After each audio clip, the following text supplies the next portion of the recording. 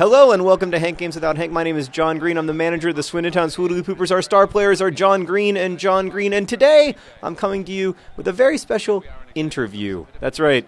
We're going to be interviewing my friend and publicist, Elise Marshall. Hi, Elise. Hi, John. She's on the telephone. She's a big, long-time supporter of the Swindon Town Swoodly Poopers. Ardent supporter. You do like English football, though. I do. I actually lived in England for 5 years and was indoctrinated to the glory that is English football. But I'm an Arsenal supporter. Right, which is disgusting. So it's one of the few things I don't like about you. By the way, today the Swoodly Poopers are playing Stoke City in the Premier League. We are undefeated in the Premier League. We have one win, 7 draws, and 0 losses. So Congratulations. Thank you. Really impressive. Well, it's the hard work of Ricardo Bunsen-Burner in the back. So context is everything on this show. So just so you know, Elise, I am holding the phone. I'm wearing a polo shirt, and the phone is wedged between my chest and the second button of the polo shirt. So if you hear a rustling, that's because you just fell into my stomach. That's quite a mental image. So I was wondering if you could tell me. So you changed my life by being an amazing publicist. And I should have hit the Y button there. And I was wondering if you could talk a little bit about the work that you do and how you consistently change all of your authors' lives. So the work that I do, I work on publicity, which means that I'm the person who made you go out on the road for 3 weeks. Well, that was fun. And meet all of your fans. So I set up all the events and all the tour. I also set you up with all the media. So that means the magazines and radio and print pieces and all the wonderful online stuff that we saw for The Fault in Our Stars. And I work with all sorts of books, everything from horror books, picture books, middle grade novels, and YA novels. And then every now and then I get to go out on the road and do events like I did with you for The Fault in Our Stars in January. Yeah, so I guess a lot of nerdfighters probably know who you are from having met you on tour. Yes, I was the woman who was correcting Post-its and shuffling books along all the time. You did do quite a lot of that, and we appreciate it. But I like what really fascinates me about it is that so I used to be totally honest with you, I used to not really understand what publicists do. Like, I understood that, like, planning tours is a lot of work. Like, I know because I've tried to, in 2008, we kind of planned our own tour. Although we had some help from people at Penguin, and it was, like, frankly, sort of disastrous. I think that we like to keep these things mysterious. Like to work under a cloak of mystery so that we can it seems like we're pulling it out of thin air, but really there's a lot of work going on behind the scenes. Yeah, and we never want you to see us sweat. That's the trick of it. Right. Like, part of I was thinking about, like, if you're going to tell people, like, generally there's so many people who are interested in working in publishing, right? And I mean, one of the things that I always tell people, like, the number one skill that you need, in my opinion, like, the biggest skill in publishing is not freaking out. Like, learning how to do things without freaking out, because you're going to have authors, frankly, who are always going to be sort of freaky outy types, as I am, as you know. And, like, you're supposed to say, like, no, you're not, John. No, absolutely not. You're always calm in the face of great danger. I think that's one of the skills, but I think another one of the skills is just genuinely liking books. Like, one of the reasons I had so much fun on your tour and meeting the Nerdfighters was that everyone was there because we had a common purpose. Right. We love talking about books. We love talking about the things that we're passionate about. We love supporting them. We love being vocal in our support of it. And I think that's the point of commonality for everyone. Right. Like, there is, I mean, that's part of what I love about being on tour, is that you meet people who have the same interests as you and are really passionate about it. But I think, like, I mean, one of the things about people who work in publishing, as a rule, I almost just gave up a goal, but I scared them into missing. One of the rules, like one of the things that is really fun about publishing is that it's not like working in the, say, widgets business. You know, it's not like selling television parts or something.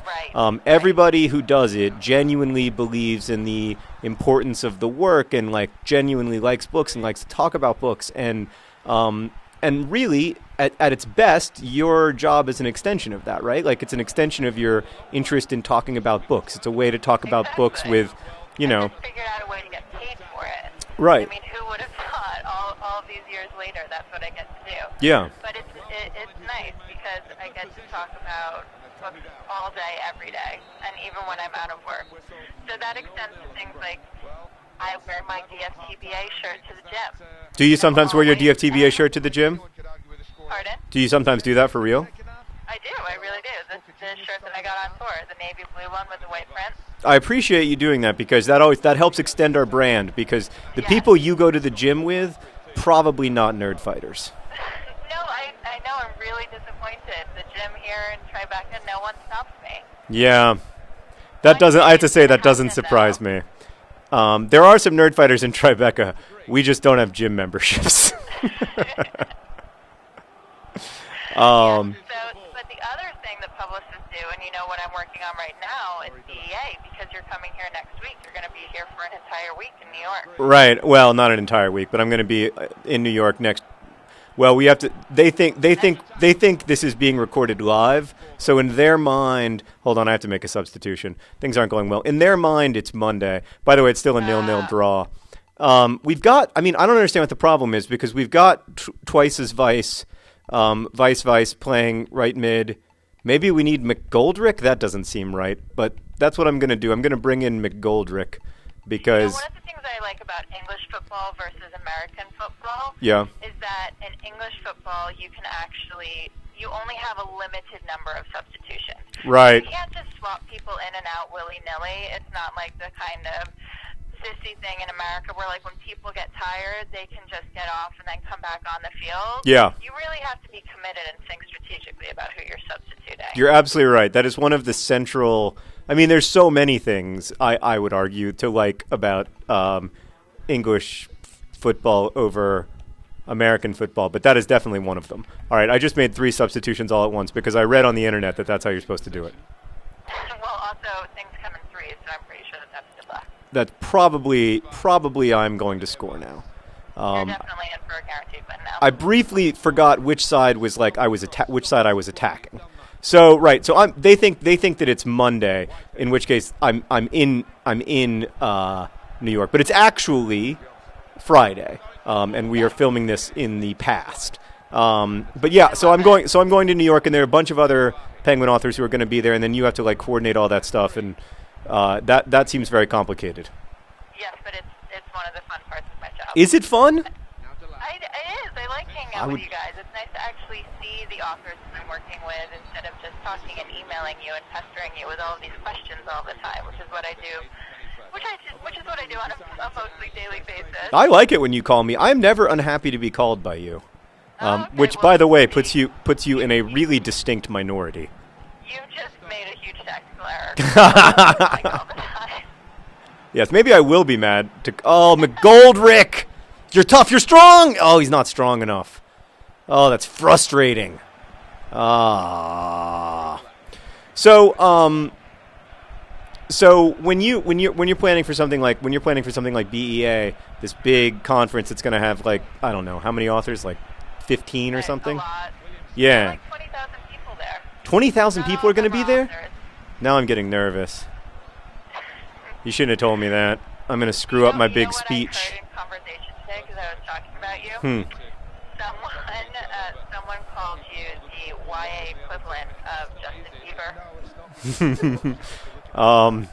Can I did not make that up. Can I have Justin Bieber's money? And I said, as your publicist, I object to that because you would never punch anyone.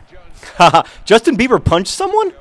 Yeah, apparently he punched a paparazzi. Well, I find very hard to imagine. there is someone I would punch, actually. Really? Yeah. Actually, I might punch a paparazzo. I don't know what the singular of that is. Paparazzo, I think you're right. If he kept annoying me, I might. I mean, I get pretty frustrated, as you know, Elise. I can get pretty frustrated with people. Not But not really. not you, but I can't imagine ever hitting anyone except for Tucker Max. I imagine hitting him on a regular basis. So if I ever have the pleasure, Violence. As your publicist, I disapprove. oh no, if I ever meet him, believe me, I will beat him up. Uh-oh. You went down my shirt. Oh boy. Oh, we gotta pause the game. Panic. This is such an exciting phone call. Oh, by the way, we're in the 80th minute, and we're having the standard Swindon Town Swoodly Pooper 0-0 draw.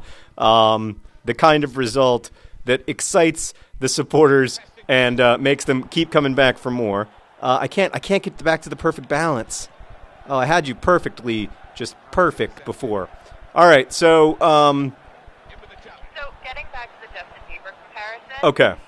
I immediately tried to think about how I could work this into a new pitch angle for you. Of course you did. Oh God, we almost gave up a goal, but we didn't. But go on. So what I was thinking is that we could work on a list of the top 10 things that you and Justin Bieber have in common. And then we could submit that to the Wall Street Journal and see or the New Yorker and see if they're interested in covering this story, this breaking story that for I that am. Content, I feel like we should go for perhaps slightly different. I was like thinking Entertainment Tonight or something like that. Oh God. So You know what? one thing that I thought of was the hair. The hair. You're both known for your hair. Both famous for our hair, but Right. it has to be said that Bieber has better hair. You know what infuriates me? Ever since Snooki of the Jersey Shore emerged into pop culture, people call my puff the poof because apparently that's what she calls her hair. And how is this that even in Nerdfighteria, Snooki has more pull than oh boy, I almost gave up a goal. We're going to be lucky to get a 0-0 draw out of this one, to be honest. And that's the end of the game. Well, as you know, I don't want to be on. I didn't win, but I didn't lose. We have a song for this, actually. It goes, 0-0 draw, looks like another 0-0 draw. And now we have one victory, 8 draws, and no losses in our Premier League effort. All right, well, thanks, Elise. Good. Thank you, John. I'm really pleased that I was not responsible for your first loss this season. Well, you're the best. I'll talk to you soon. All right. See you soon. Bye.